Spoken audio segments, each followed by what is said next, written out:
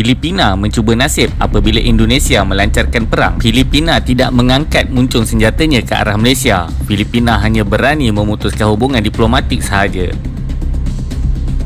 Menjelang hujung 60-an, askar-askar Inggeris yang berada di Sarawak dan Sabah juga sudah beransur kurang dan negara baru Malaysia mula sedang bergelut dengan ancaman komunis termasuk di kawasan sempadan Kalimantan.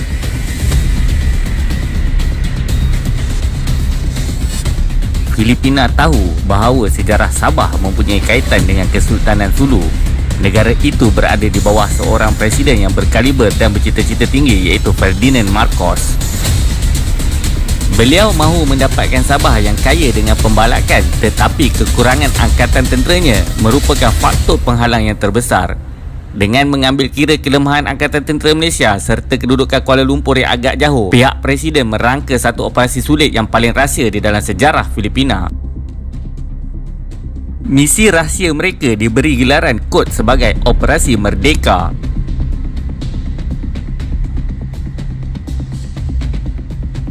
Marcos kemudian memujuk seramai 300 pemuda daripada anak bangsa Melayu Moro untuk dilatih sebagai pasukan khas dan akan melaksanakan tugas-tugas sabotaj di Sabah, termasuk dengan tujuan menyemarakkan api permusuhan di antara rakyat Sabah ke atas kerajaan persekutuan di Kuala Lumpur.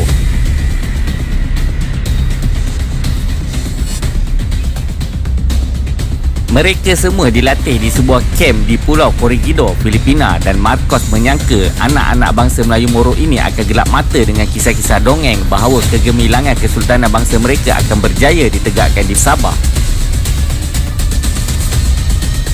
Siang malam para pemuda ini dilatih dan pemikiran mereka didoktrinkan dengan kebencian ke atas Malaysia serta kegemilangan bangsa Melayu Moro jika Sabah berjaya ditawan. Sehinggalah pada suatu malam, segalanya terjadi dengan izin Allah. Para pejuang ini menyedari bahawa ada sesuatu yang tidak kena apabila memikirkan tidak ada satu titis noda dosa pun yang ditimpakan oleh para saudara mereka di Sabah, khususnya Malaysia, ke atas orang-orang Melayu Moro ini. Mengapa dan sebab apa mereka perlu menentang dan membunuh saudara-saudara Islam dan semasa mereka di negara baru iaitu Malaysia? Mereka kemudiannya nekat untuk balik semula ke kampung halaman masing-masing di Mindanao walaupun mendapat tentangan yang hebat daripada jurulatih dan komander Filipina mereka. Pasukan komando dan tentera Filipina kemudian memburu mereka dengan senjata terhunus. Peluru-peluru yang tidak bermata ini telah menembusi tubuh-tubuh pejuang bangsa Moro tadi. Maka gugurlah mereka syahid di tanah air sendiri. Kebetulan, hujan lebat yang turun pada malam itu telah membawa aliran darah yang tersimbah untuk mencuci bumi dan menghilangkan tangisan air mata daripada para pejuang yang tidak putus-putus menyebut kalimah La ilaha illallah di saat menahan perit penderitaan dan kesakitan. Akhirnya 299 pejuang yang berani itu gugur syahid di dalam peristiwa hitam yang dikenali sebagai pembunuhan beramai-ramai Jabidah yang berlaku pada tahun 1968. Musuh-musuh dan para pembunuh ini fikir mereka mungkin mampu menyembunyikan dosa hitam mereka, tetapi mereka tidak menyedari seorang daripada mangsa pembunuhan beramai-ramai ini telah berjaya menyelamatkan diri dan di dalam keadaan cedera parah untuk balik semula ke kampung halamannya.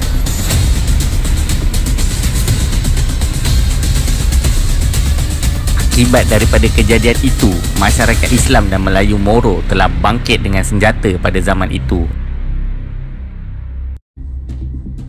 Dan tertubuhlah Moro National Liberation Front MNLF yang telah ditubuhkan di lokasi yang dirahsiakan. MNLF kemudiannya diganti dengan Moro National Liberation Front MILF.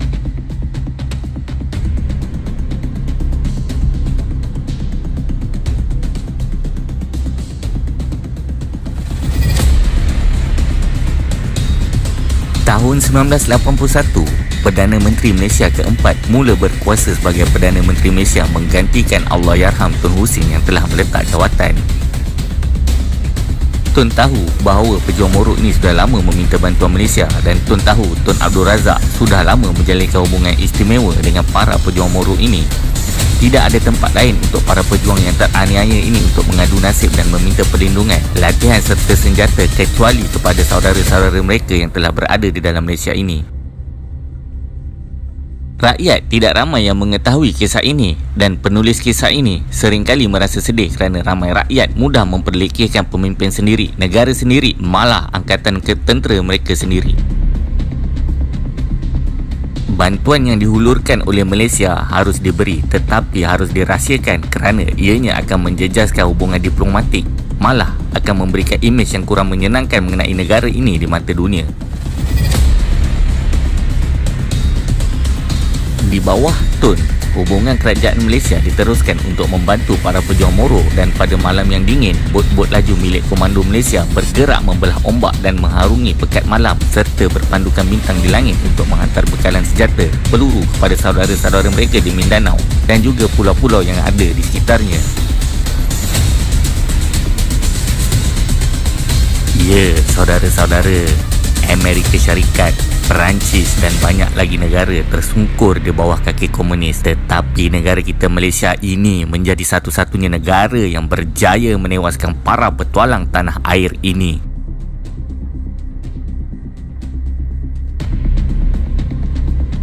Anak isteri tidak tahu ke mana suami-suami mereka bermalam. Ayah dan ibu tidak tahu ke mana anak-anak mereka ini bermain sebagai anggota tentera. Para komando ini tahu jika tertangkap, mayat mereka akan berkubur di laut atau ditanam di tanah bumi asing tanpa sebarang kibaran bendera, tanpa sebarang tanda kecuali tangisan isteri dan anak-anak yang bakal kehilangan suami serta bapa-bapa mereka dengan alasan yang tidak mampu diterima akal. Amanah negara harus dipegang, saudara Islam yang teraniaya harus dibantu.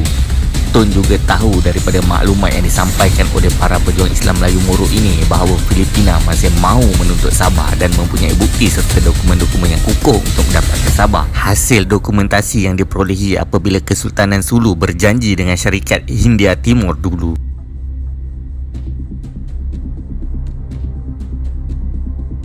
Tun kemudiannya memanggil komando ini untuk memberikan amanat penting demi untuk menyelamatkan negara daripada terjebak ke dalam satu kancah yang akan memberikan impak besar kepada penubuhan Malaysia. Komando ini telah diberi arahan untuk berjumpa dengan kontak dan membawa keluar dokumen tersebut dengan selamat. Maka pasukan komando menghantar 7 orang anggota yang terbaik pada zaman itu ke Manila untuk membuat hubungan dan menyelamatkan dokumen tersebut.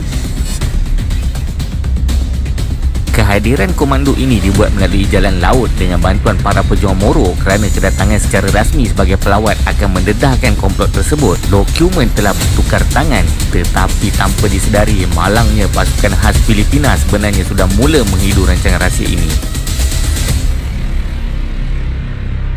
Para komando kita terperangkap.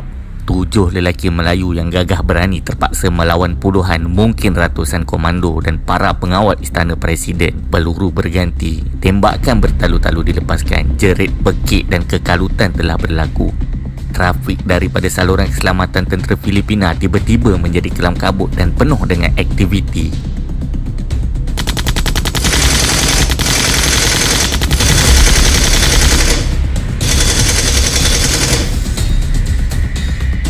Pihak perisikan kita yang memantau saluran radio tentera Filipina mula berasa tidak kena. Jantung mereka berdegup kencang kerana nasib negara bergantung kepada 7 lelaki Melayu tadi. Segala-galanya menjadi kalut.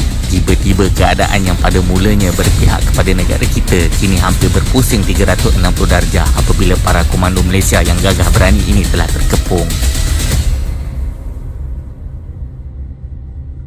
Masa hadapan negara kita benar-benar tergantung di dalam keadaan yang sangat bahaya dan kritikal jika para komando ini tertangkap, manakala bekalan peluru yang sangat sedikit tidak memungkinkan para komando Melayu ini membuat perhitungan yang lebih jauh.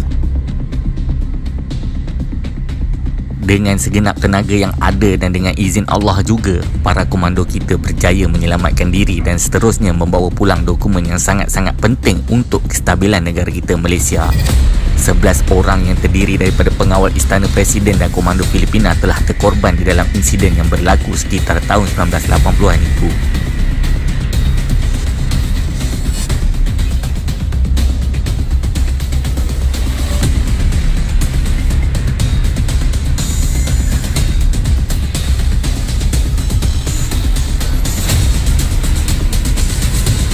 Kejayaan ini menyebabkan Malaysia berjaya menyelamatkan diri daripada malu besar dan ianya disambut secara kecil-kecilan di kalangan orang-orang kepercayaan pihak tentera dan juga Perdana Menteri.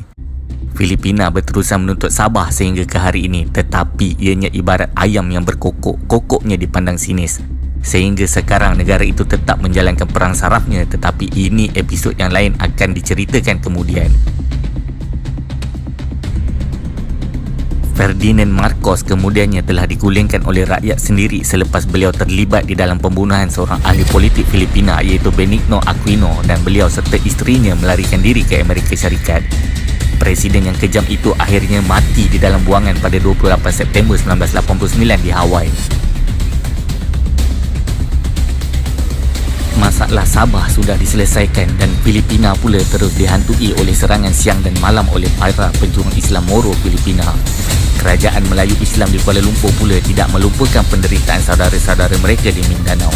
Usaha damai dirintis, malahan kerajaan Malaysia tidak lokek untuk menghantar askar-askar ke selatan Filipina untuk memastikan kedamaian wujud.